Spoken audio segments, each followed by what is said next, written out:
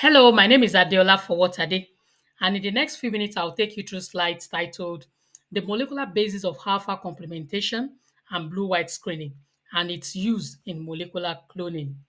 We'll follow this outline, a background. I'll talk about the beta galactosidase enzyme, the principles of alpha complementation and blue white screening, the materials protocol, as well as procedure for blue white screening, the limitations of this technique, and then we conclude. At the end of this lecture, you should be able to understand the meaning of alpha complementation, be able to describe the molecular basis for blue white screening, and also describe the use or uses of blue white screening in vector based cloning. Cloning is a molecular biology tool with diverse applications in the life sciences, and the ability to screen for bacterial transformants is a vital step in molecular cleaning for you to be able to know whether or not your cloning technique was successful or otherwise.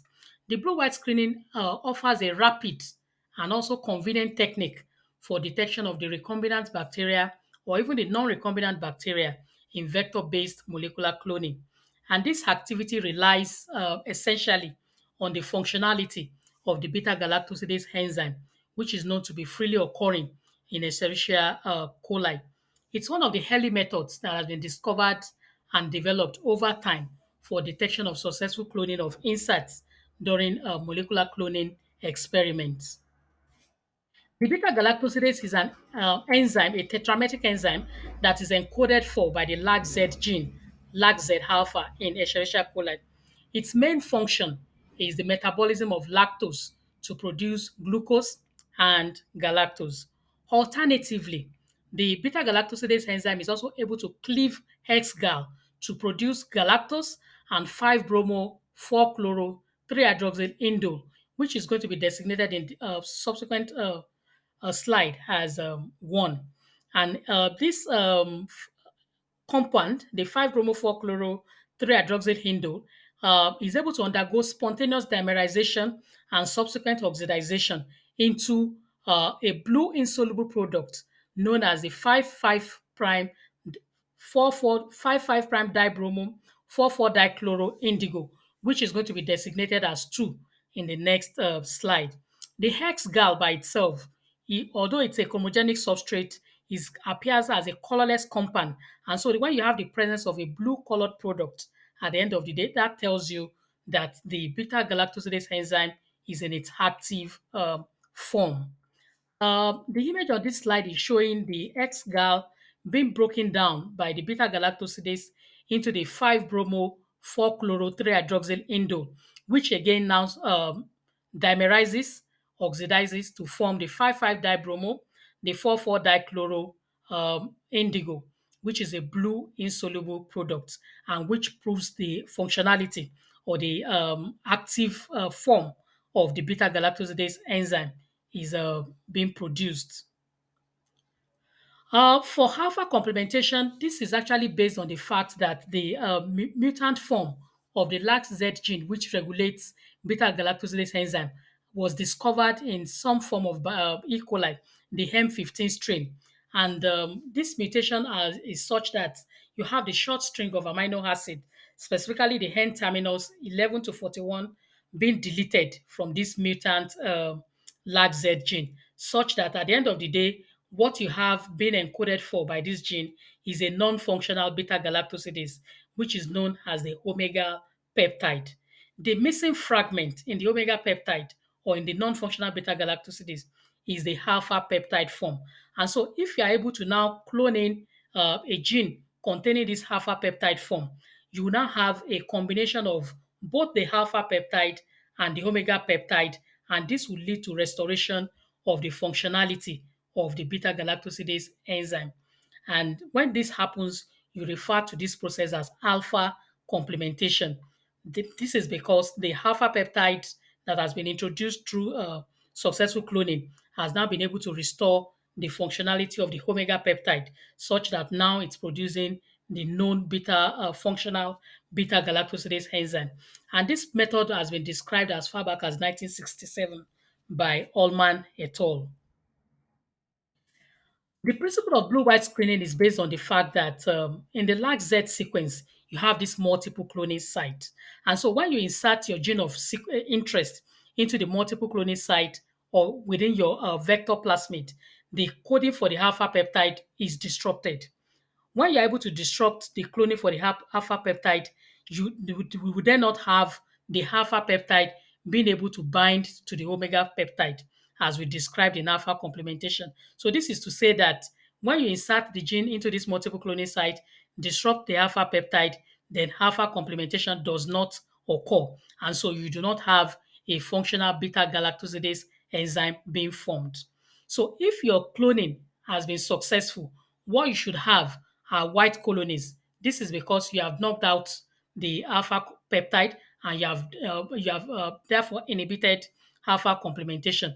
But for those cells that take up the non-recombinant forms or the plasmids that have not been successfully cloned, you would have the functional beta galactosidase enzyme still being produced, and so you are going to have blue colonies being produced on your Hager plate.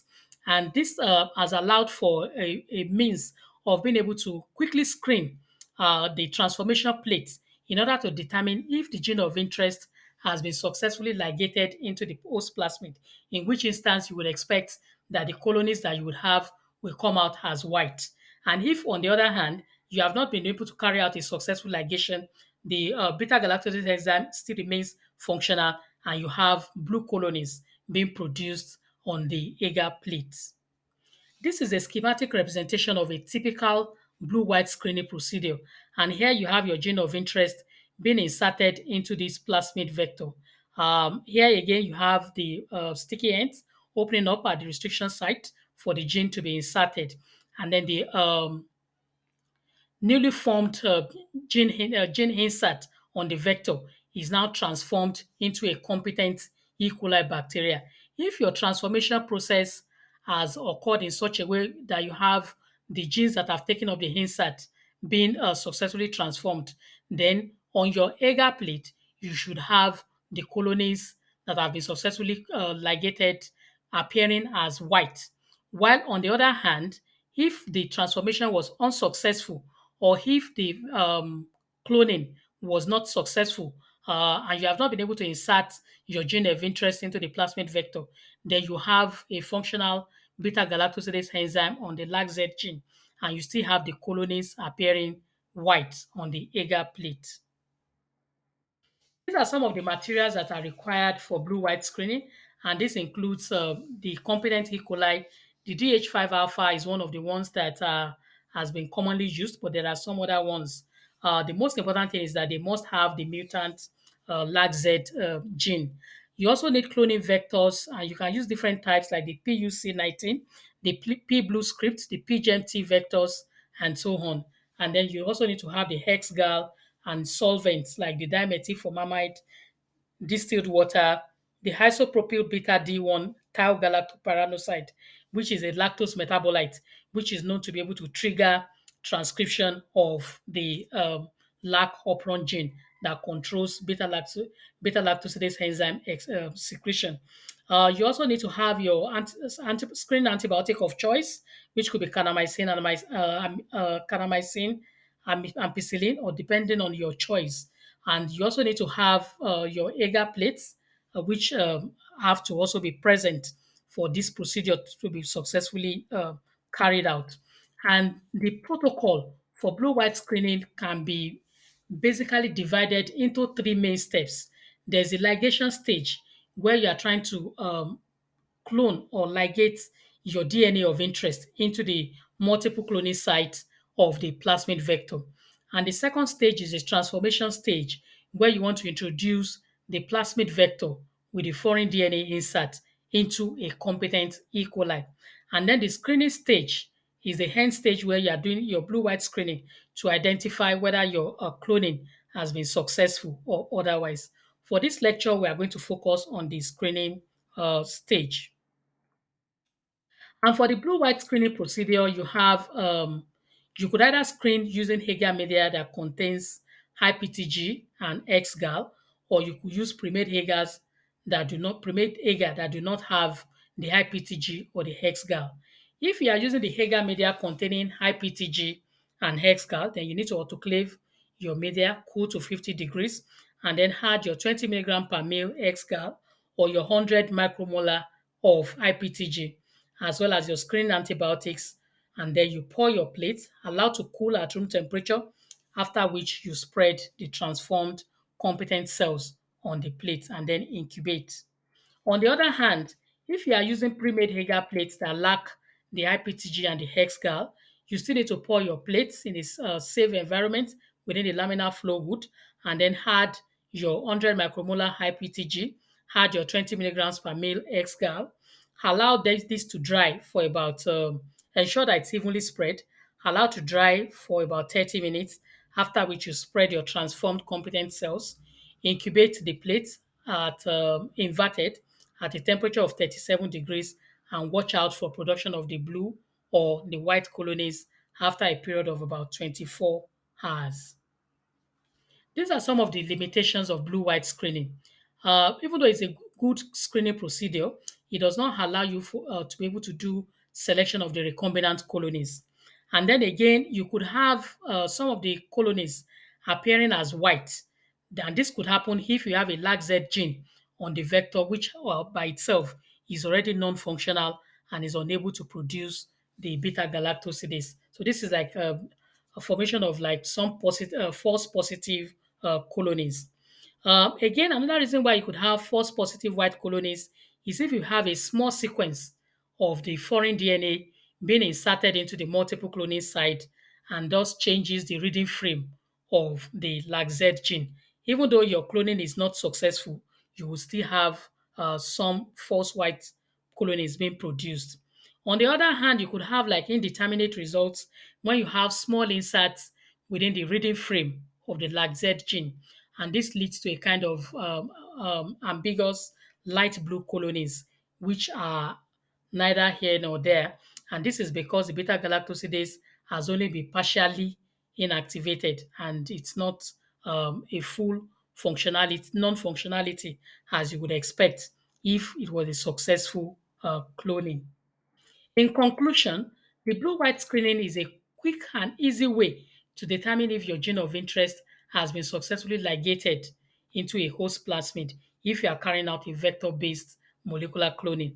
However, it has its limitations, but despite these limitations, it has still proven to be an incredibly useful tool for genetic engineering and is particularly very relevant if you are cloning into a blunt end cut site or you are using other techniques that show very high levels of background recombination, then your blue-white screening techniques come in very handy. Nowadays, there are more automated methods of detecting whether or not the cloning technique is successful or otherwise. But the blue-white screening remains still very relevant. And this is why we're discussing this. I thank you for your attention. I have some references here for further reading, and I also have a YouTube video link here that you could follow, which could allow you to have like a visual illustration of the blue-white screening process. Thank you very much, and have a very good day. Bye.